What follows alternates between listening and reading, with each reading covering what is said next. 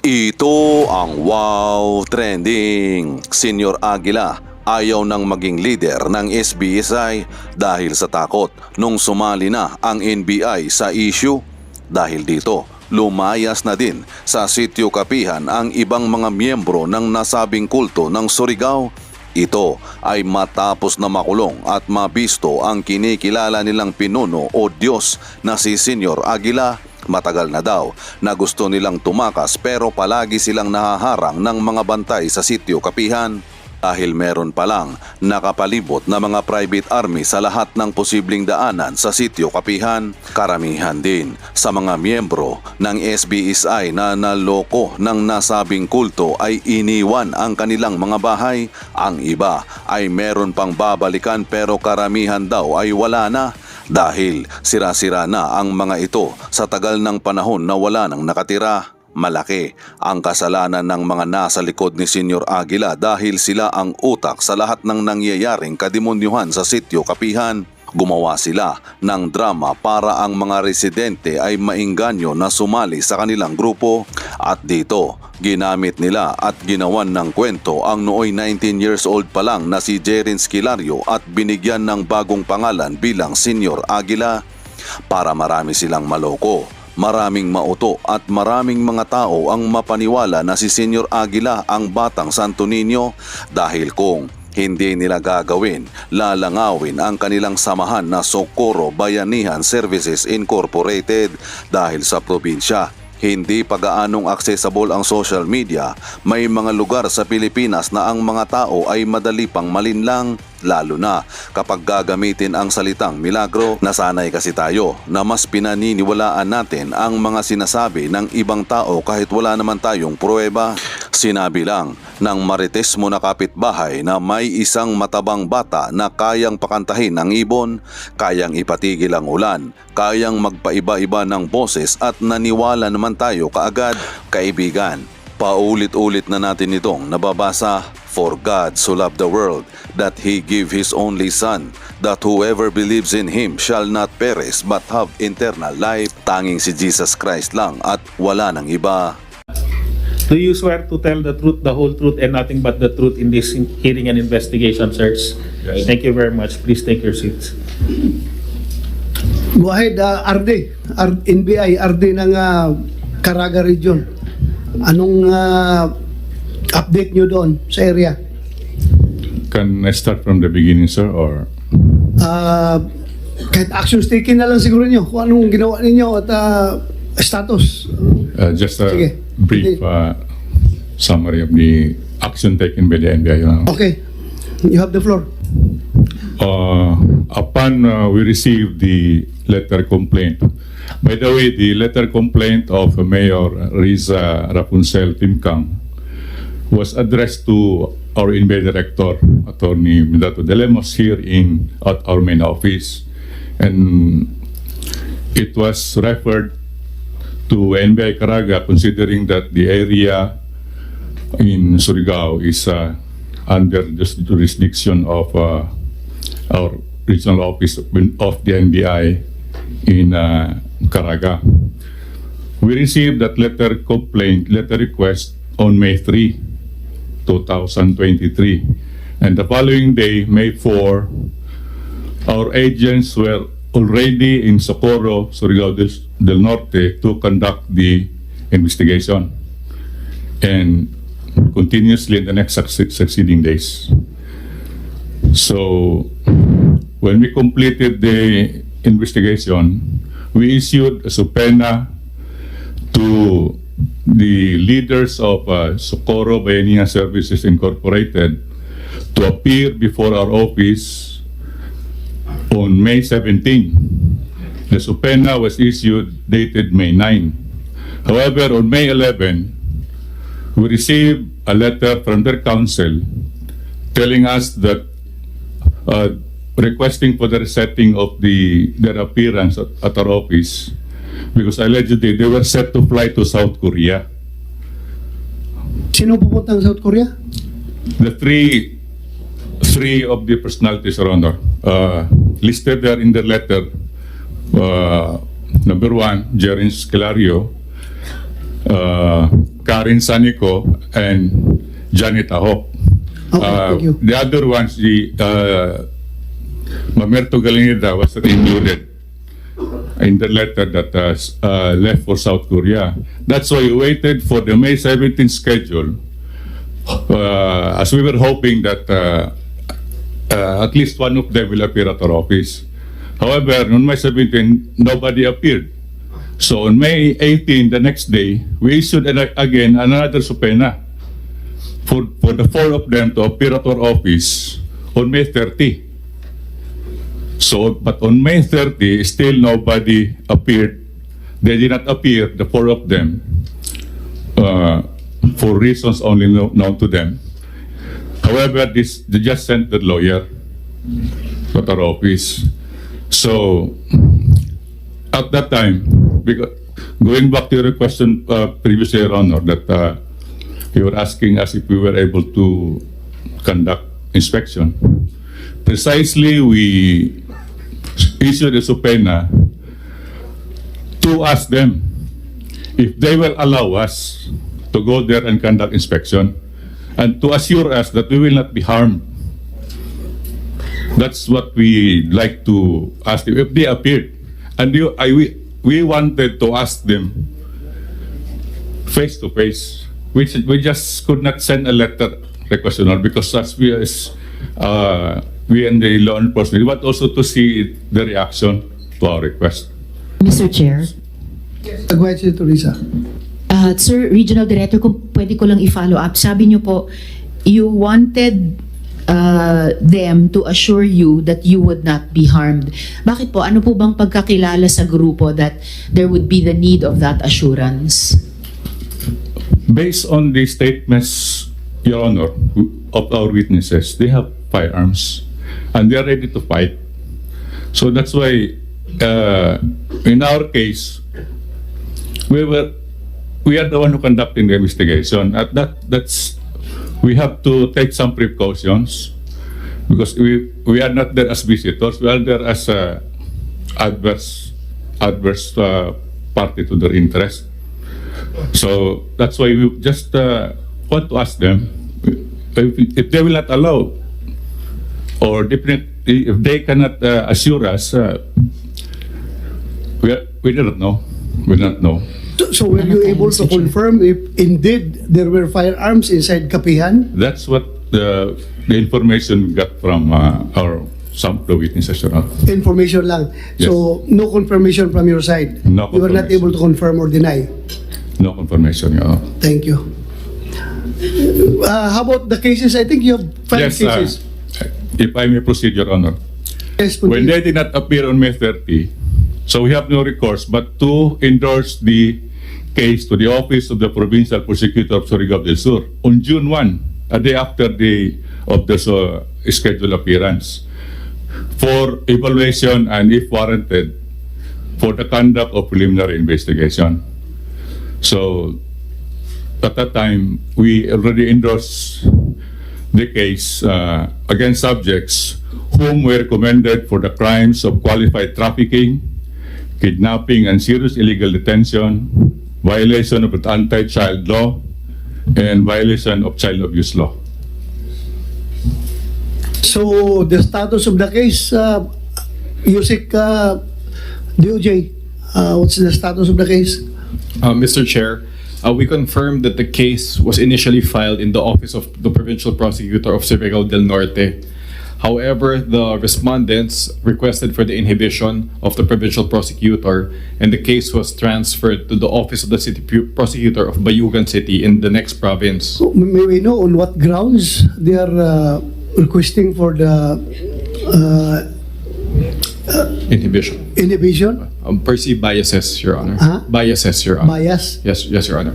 Then, But eventually, head office noted the significance of this case, and we had the case now finally transferred to the head office in the DOJ, and the secretary himself designated a panel of 3 women prosecutors who will independently preside over the preliminary investigation of the case. Your Honor, I was informed that the panel already scheduled the initial hearing here in Manila in October 9. Our process server is here with us. I think he is outside, and we intend to serve the subpoena later on the respondents or their counsel. We look forward to their cooperation for the receipt of this service and look forward to their attendance in the initial hearing on October 9. Thank you, Yusik Felix T, for that update. How about the PNP? Any report you want to make? Yes, sir. Good morning. Yes, go ahead. Sir, I have an opening statement. Can I read it, sir? Go ahead, go On ahead. behalf of the Philippine National Police, sir. Yes. Sir, to the honorable members of this Committee on Public Order and Dangerous Drugs, especially to its chairperson, our former Chief PNP Senator Ronald Bato de la Rosa, sir. The honorable members of the Committee on Women, Children, Family Relations, and Gender Equality, especially to its chairperson, Senator Risa Ontiveros, ma'am. And to the attendees of this hearing, magandang umaga po sa ating lahat. I am Police Brigadier General Kirby John Brion Crap, the Regional Director of Police Regional Office 13, Caraga Region.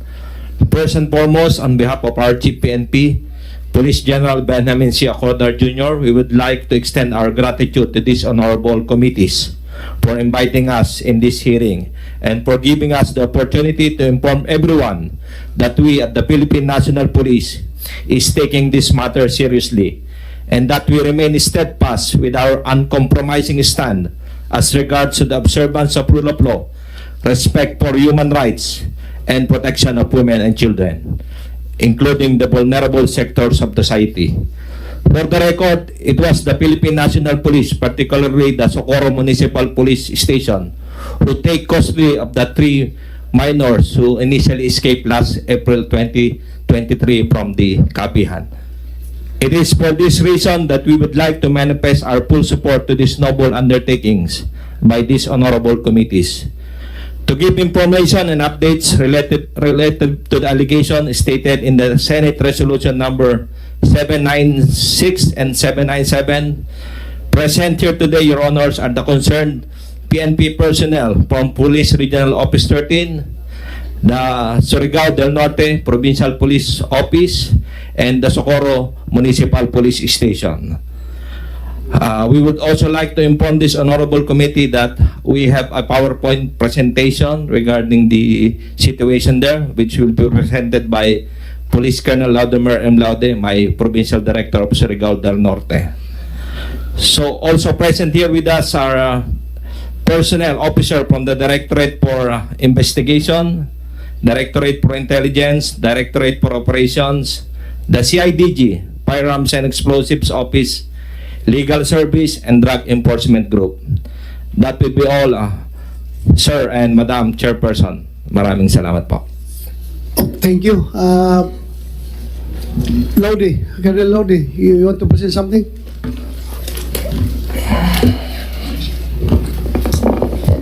Good morning, sir. Yes. Honorable Chairman of the committee, sir.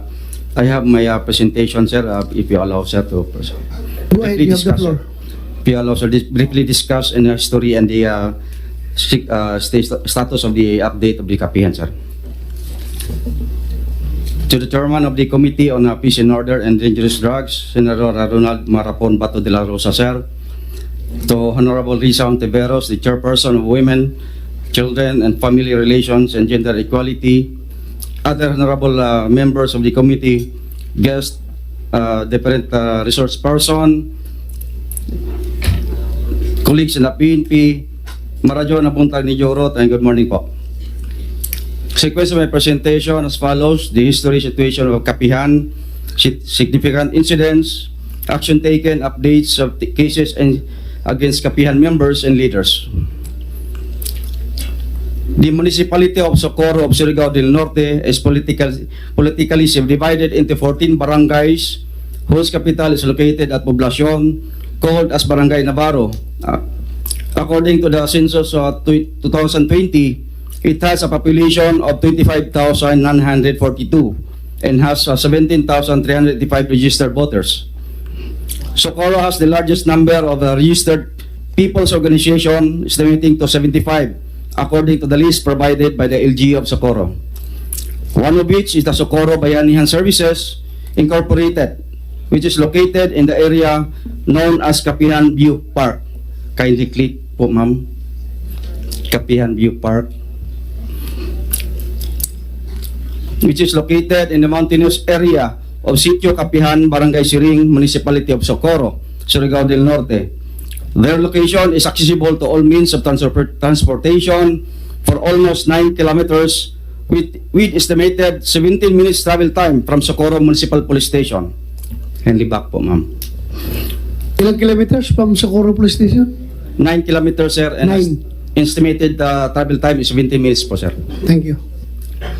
The Socorro Bayanihan Services Incorporated is a people's organization founded on December 20, 1980 and registered with Securities and Exchange Commission with certificate number 93145, which was founded by Rosalina Tarok. After her death sometime in June 2021, kindly back po, ma'am, J. Renz Boyser Kilario alias Senyor Agila, he took the lead and was elected as the president of the board of directors to serve a 5-year term from 2021 to 2025. In year 2019, its population were roughly estimated to 2,000 and had been grown up to 5,000, but noticeably reduced at some rate due to some members were decided to live in on low posture. Accordingly, their tenurial presence in the Kapihan View Park starting from June 2004 up to present as protected area covering an overall land area of 353 hectares is under a lease agreement called PACBARMA or Protected Area Community-Based Resources Management Agreement, which will be terminated on year 2029 after a 25-year contract with DENR. Kindly back po, ma'am. On significant incident, back po, ma'am.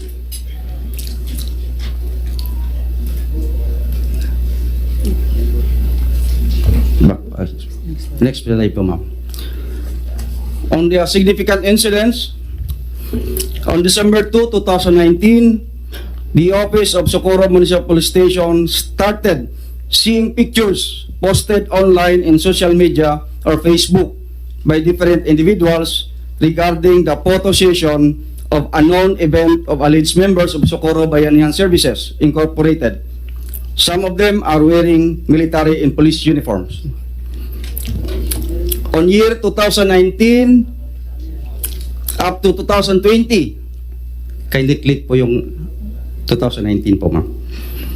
Some members of our organization in Philippine National Police, particularly most of them reside in the different municipal police stations and provincial mobile forces companies of Surigao del Norte Police Provincial Office, had gone AWOL or absent without official leave, comprising of 10 uniformed personnel as well as the 2 non-uniformed personnel of this unit and 1 retired Armed Forces of the Philippines and 1 resigned from the Bureau of Fire Protection.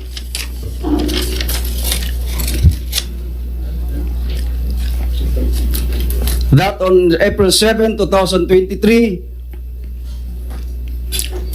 former Kapihan member Mr. Randolph Balbarino and Ms. Jackie Lobasco posted on their personal social media account and went viral. Thus were able to gain sympathy from the public and even known media broadcasters in Surigao del Norte as well as in Japan. Round down na po, ma'am. Next slide po, ma'am. Next slide po. Next slide po. And back po, ma'am. Expressing their side and asking for help in their plight against Kapihan leaders, exposing an illicit affair of their both spouses and was forced to marry each other by Kapihan leader identified as Sbsi Kilario. Next. Back po, ma'am. On January 1, 2021, said group conducted a massive motorcade from Sitio Kapihan, Barangay Siring, Socorro, Surigao del Norte, going down to the poblacion of Socorro, Barangay Nueva Estrella, Barangay Pamusaingan of the Municipality of Socorro and return